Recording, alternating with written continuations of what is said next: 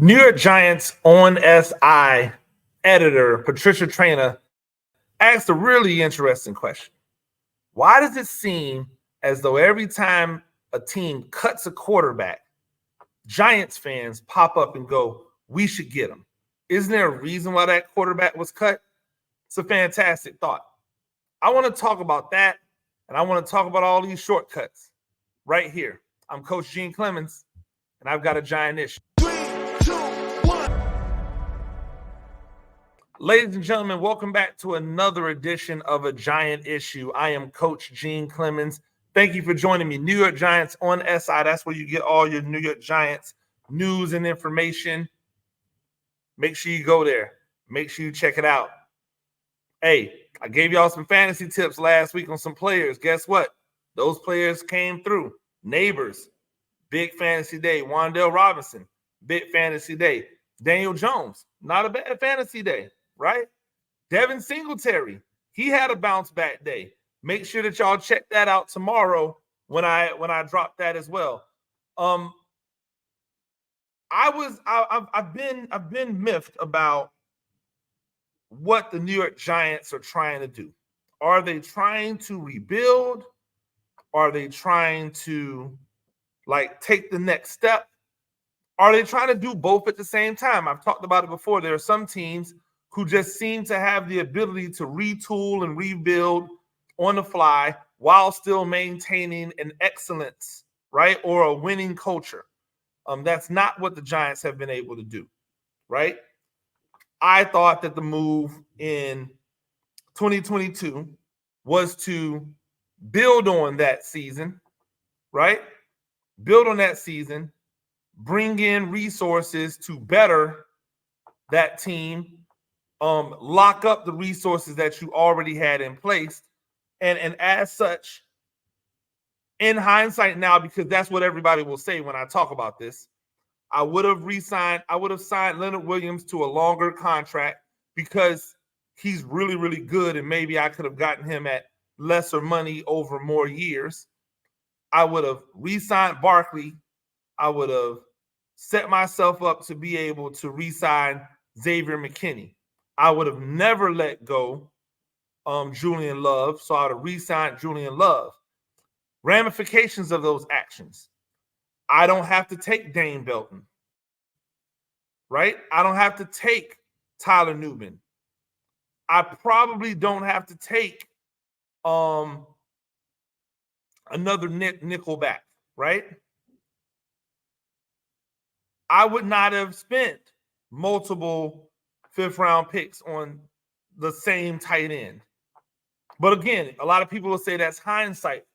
So it makes me wonder, it's okay, well, what are they doing? If they're letting these players go, shouldn't that be a sign that they're rebuilding? Yeah, except they signed the quarterback. And once you sign the quarterback up for big money, you can't be in rebuild mode. You've got to be able to win, especially in the second and third years of those contracts, depending upon how you structured them, right?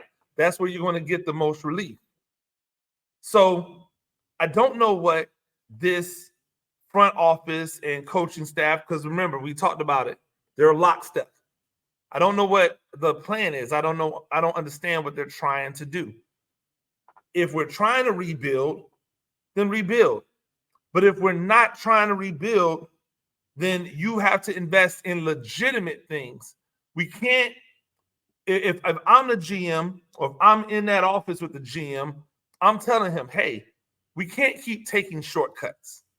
We can't keep trying to find the bargain bin in order to get this thing done. And we have to have a renewed vigor, a renewed passion for development.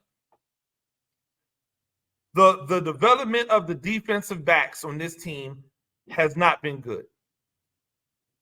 For whatever reason, I don't know why, they have invested a lot of draft capital in defensive backs, right? They've invested a lot of draft capital in defensive backs, and that draft capital has not paid dividends. It just hasn't. I don't know why I don't know if it's just as simple as they haven't hit, right? I don't know if it's as simple as they just haven't hit on those picks. I feel like that's an easy thing to say, but not necessarily the truth, right? Because we've seen that the Giant way seems to be a success. But I just wanna read off to you the draft picks over the past 5 years since they took Daniel Jones, right? That next year they took Xavier McKinney. That was a win, but they didn't invest in them. They took Darnay Holmes. That was a win, in my opinion, because he played nickel and he did an admirable job at nickel, but they didn't want to keep him around, or they didn't want to allow him to continue to play there. The next year, 2021, they took Aaron Robinson with a 3rd round pick. What happened to Aaron Robinson? Where was the development for Aaron Robinson? The next year, they took Cordell Flott and Dane Belton. So they took a guy that they say they took to play the nickel, only to then play him at nickel and decide we're going to play him at cornerback and then bring in and draft another nickel. The only problem with that is they did that. They brought him in and played him at cornerback. They drafted another nickel, and then they went out and re-signed the cornerback that they already had in the fold before to come back and play cornerback. Where's the development been of Cordell Flott? Dane Belton was supposed to be a starter, right? He's not. It's Pinnock and it's Newman. Where's the development of Dane Belton? It can't all be on the players, right? When it's this consistent, it can't all be on the players. 2023, they take Trey Hawkins and they take Javarius Owens, 2 guys who had a lot of success in college. Where are they? Why are they not playing? What happened to them, right?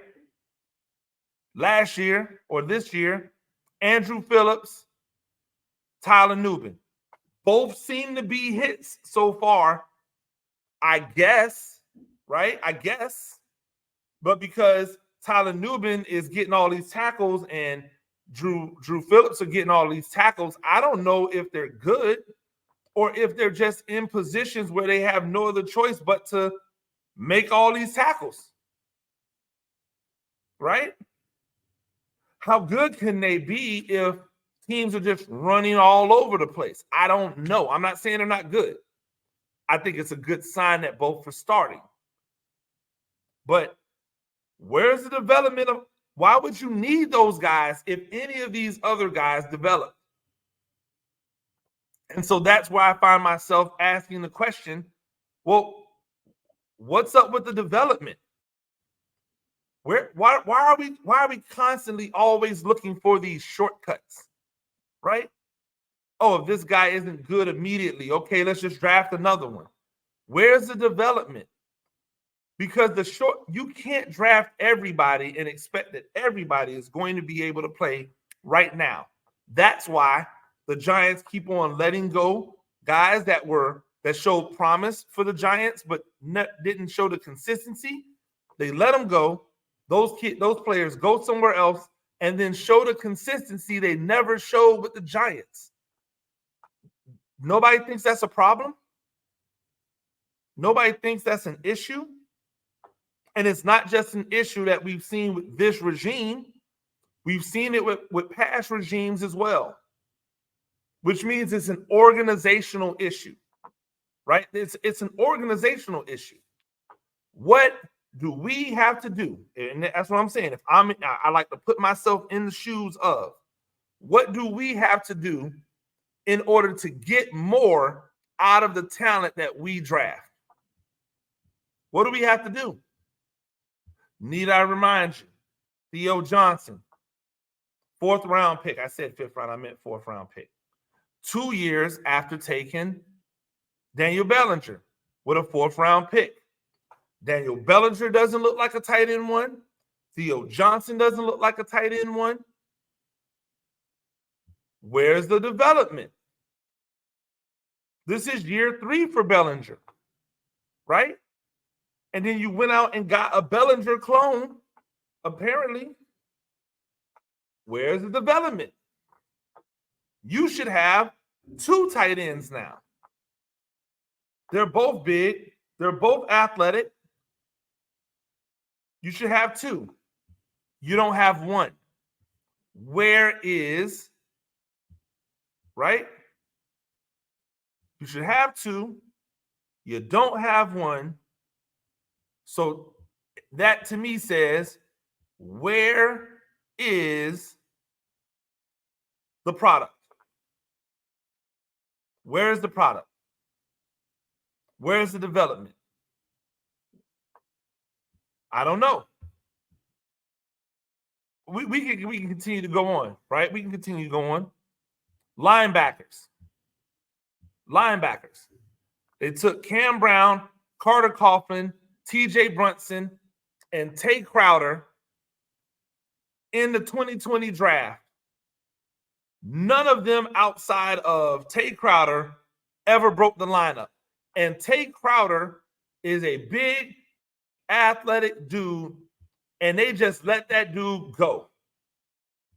6'3", 235 pounds, and they just let him go.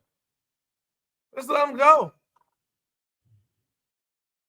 The same Tay Crowder that had 130 tackles in 2021 playing inside linebacker, barely had that, didn't even have half of that in 2022, and was gone in 2023. You want to know how old he was when they gave up on him? He was 25 years old. Supremely athletic, gifted, and they just gave up on him. They just gave up on him. If you can't respect that, your whole perspective is whack. That's what Jay-Z says, right? Those other guys, they ended up becoming special teamers. Cam Brown's no longer with the team. T.J. Brunson no longer with the team.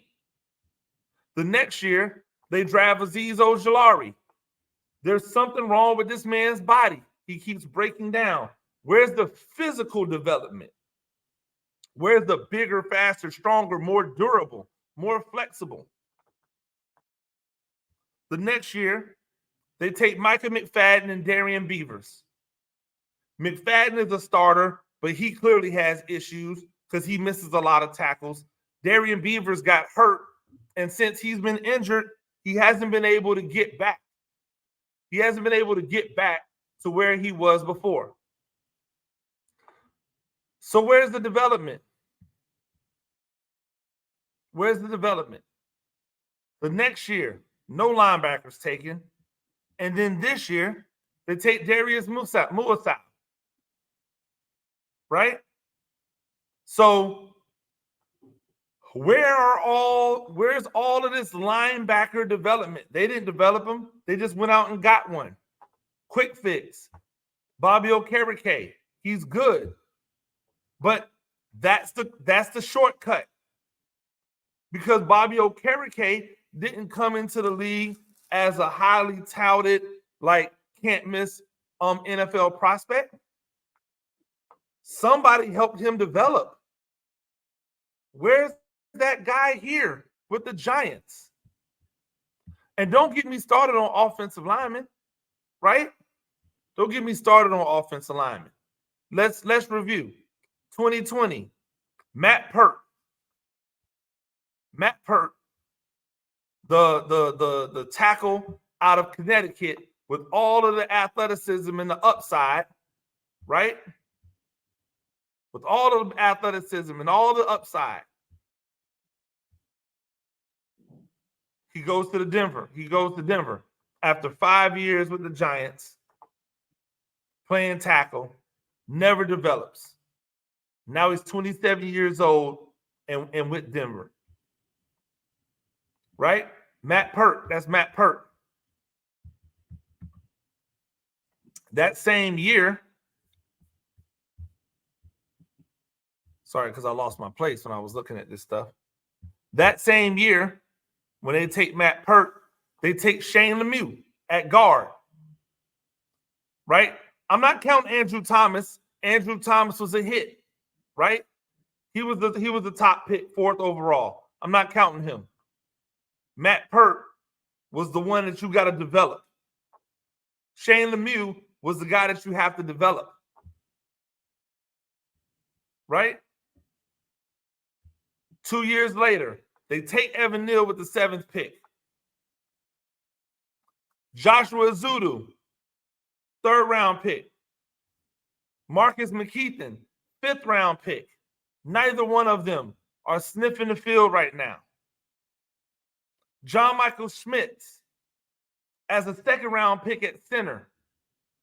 We'll see, because he was already 25 when he got here, right?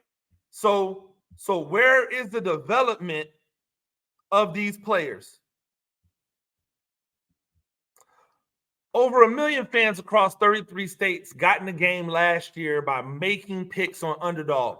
Went up to 1,000 times your money just by choosing higher or lower on your favorite player stats, touchdowns, passing yards, and more. I use Underdog. I'm telling y'all right now, I use Underdog. I use Underdog for my college football higher or lowers. I use them for my NFL higher or lowers. Right now, I'm already starting to research what the Giants higher lowers are. You'll probably see it in my fantasy column coming up here soon. It is where you want to be when you want to do fantasy. Making picks on Underdog is straightforward, and signing up is even easier. Just head on over to Underdog's simple-to-use mobile app on UnderdogFantasy.com. Sign up with promo code NYSI, and Underdog will give you a free pick to use on your first cash pick'em entry, plus up to $1,000 in bonus cash when you deposit. That's Underdog Fantasy promo code NYSI to claim your new customer special of a free pick and your deposit offer. You must be 18 plus, 21 plus in Massachusetts and Arizona, 19 plus in Alabama and Nebraska, and present in a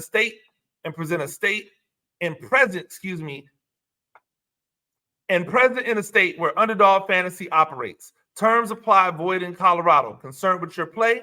Call 1-800-GAMBLER or visit www.ncpgambling.org. In Arizona, 1-800-NEXT-STEP or text NEXT STEP to 53342. New York, call the 24/7 Hope line at 1-877-8-HOPE-NY or text HOPE-NY. That's 467-369. Ladies and gentlemen, number one, trust me when I tell you, there's some money out there if you're a Giants fan, if you're on Underdog Fantasy trying to get at these things. So make sure that you make those selections. There's money out there for you.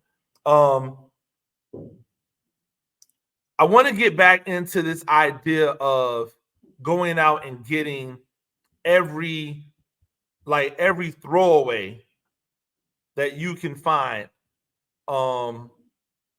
in order to come in and play quarterback. Here's what I want you to know. Number one, Daniel Jones is not that bad, right? What quarterback that's not on a roster right now? I want you to think about this. What quarterback that is not on a roster right now is Daniel Jones not better than? Right? Which quarterback that does not have a job right now that wants to play football? Because I'm not sure Cam Newton wants to play football, but Cam Newton, I'll take him over Daniel Jones, right? Any quarterback that wants to play football, what quarterback is better than Daniel Jones? The answer is none. Now, if you wanted to talk about trading for some quarterbacks that are on benches that I believe would probably do a better job, now we can talk.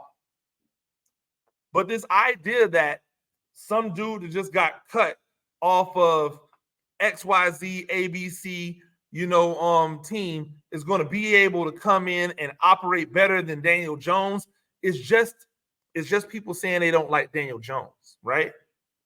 I get it. I'm not saying I'm in love with Daniel Jones, but I'm a realist.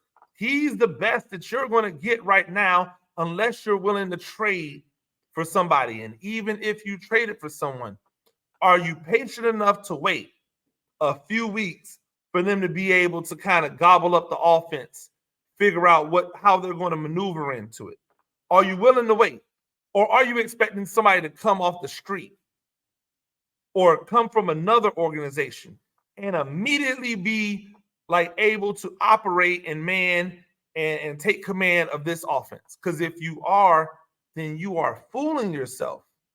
That doesn't exist. It's not out here. It's not out here. And that's a shortcut. That's a shortcut. We are taking giant shortcuts in this organization, ladies and gentlemen. Nobody wants to do the hard thing. Nobody wants to do the hard thing. The shortcut was signing Daniel Jones to the extension. You want to know why I know the shortcut was signing Daniel Jones to extension? Because they signed him to an extension that they could get out of shortly. If it was a truly, hey, we believe in this guy to be our quarterback for the next 10 years, at least for the next 5 years, then they don't do a deal like they did where it gave him all this money and it allowed them to get out on the back end for cheap. That's not what you do. Patrick Mahomes' contract isn't front loaded. Patrick Mahomes is about to make a ton of money on a long contract. Why? Because they don't expect him to go anywhere. And you can say the same for all of the quarterbacks who have been given money. Not for Daniel Jones, though. And I think that says a lot. So, what is the job now? The job is to start to fix things by getting back to the basics and the building blocks. I like what I saw in the progression of Evan Neal when he actually started getting a chance to play in the preseason, right? Because I said, this isn't perfect yet. But it's better than it's been. That's all anybody should be asking for. Anybody should be asking is just for it to be better than it's been in the past, right? Because if you're better, you're progressing. And if you're progressing, then that's an advantage to us. So I look at what Evan Neal is doing, and I'm going, okay, if this is the move, because they're not trying to take a shortcut, cool, right? I'm down with it. I'm here for it. If this is the move to make sure that Evan Neal is around here for the next 10 years plus, cool. But if this is the move to justify getting rid of Evan Neal, then it's stupid. Because he's far too young to give up on. We have the history, just like we have the history of players not working out. We have a history of watching players go on and perform well. Will Hernandez is considered one of the better guards in the NFL now. There was a time where people were screaming for him to be gone. Kevin Zeitler had a great run with the Baltimore Ravens. People were screaming for him to be gone. Even guys that were not the greatest, right, while they were with the Giants. Justin Pugh went on to have a career as a guard, right? Eric Flowers went on to have a few years of productive starting play as a guard, but never played guard for the Giants. Why? They were too busy cutting him.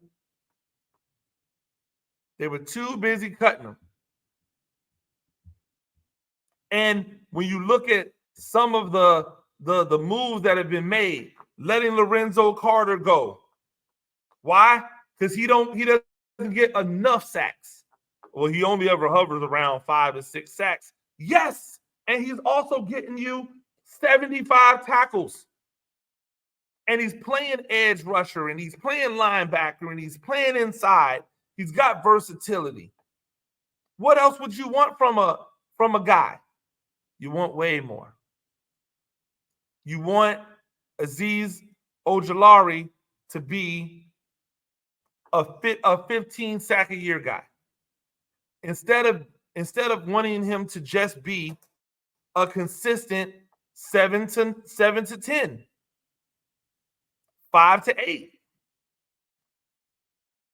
Appreciate what he brings to the table and don't let him try to do other stuff. People bag on Kayvon Thibodeaux because in year number three,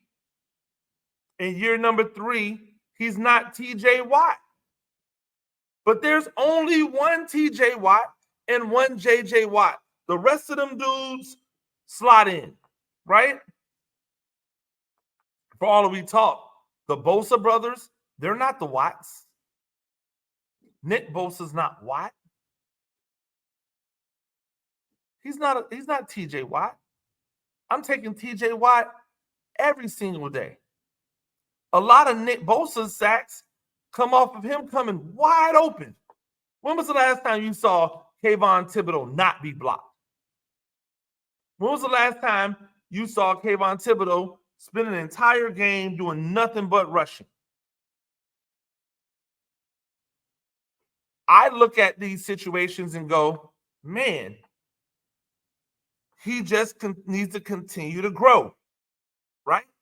But nobody's mentioning the fact that his production looks eerily similar or better when it comes to sack numbers than Aiden Hutchinson. Not this year. Why? Oh, wow, because Aiden Hutchinson has made us. He's got a spin move now. Hutchinson got a spin move now. All of a sudden, he's way better. But the numbers say Kayvon Thibodeaux, well, he only does that against certain teams. Go and look where Aiden Hutchinson is getting his sacks at. Go and look at where the elite pass rushers get the big numbers. It's not against the good teams. It's against the Feastables. It's against the ones that are bad. You just want them to be reckless and effective in occupying the thoughts and minds of the good teams so that they can win as a team. That's what it is. You want them to be able to win as a team. Instead, everybody looking around going, oh, well, we need it better then. And that's why you waste draft capital going to get a Brian Burns that you then have to pay like he's a Bosa. You got to pay him like he's a TJ Watt. But he's never produced at that level. Not his fault. He didn't pay himself. He didn't trade for himself. But you're paying him like he's that, and the guy that you already have on your team that's younger, that's cheaper, had more sacks than he did the year before. Ta-da! But what? Let's fix the pass rush with a shortcut. We'll go out and get this really expensive defensive end, and that'll solve all the problems. Well, guess what? Through 2 games, a safety is the leading sack man on this team. Through 2 games, the safety, a safety is the leading sack man on the team. I don't know what to tell you. Maybe it's time to just start now, because now the damage is done, right? The things are done. Brian Burns is young. Invest in him. Make him the best he can be. Don't hold him to the standard of the contract you gave him. Hold him to the standard of your ability to improve. Kayvon Thibodeaux, pour into him. Invest in him. Make him the best he can be. Don't worry about where he was drafted. Worry about your ability to improve and teach and get guys to their highest potential. Take pride in that. Make that the mission, and the wins will follow. The Giants' Super Bowl years are full of giants, guys that they drafted, guys that they developed, guys that they brought along. It's not full of a bunch of mercenaries. It's full of a bunch of dudes that they drafted. Did they have guys they brought in? Yes, obviously. Yes, they did. But the core of that group offensively and defensively were homegrown talents. And the Giants need to get back to investing in making those players into something instead of having such a quick hook and getting these guys out of here. And if they do that, the wins will come. Ladies and gentlemen, that's our time today for a Giant Issue. I am Coach Gene Clemens. New York Giants on SI. Make sure you go there, check it out, see all the things, all the stuff going on. Look, there's no more Woj in basketball. There's no more Adrian Wojnarowski. He retired. He's going to St. Bonaventure. That's great. You want all your New York Giants? Go to the Woj of New York Giants news, and that is New York Giants on SI. Make sure that you subscribe to the YouTube channel. We're still trying to get to 2,000 subscribers. You're going to get us there faster than you know it. We appreciate it. And until next time, I'm Coach Gene Clemens, and I've got a Giant Issue.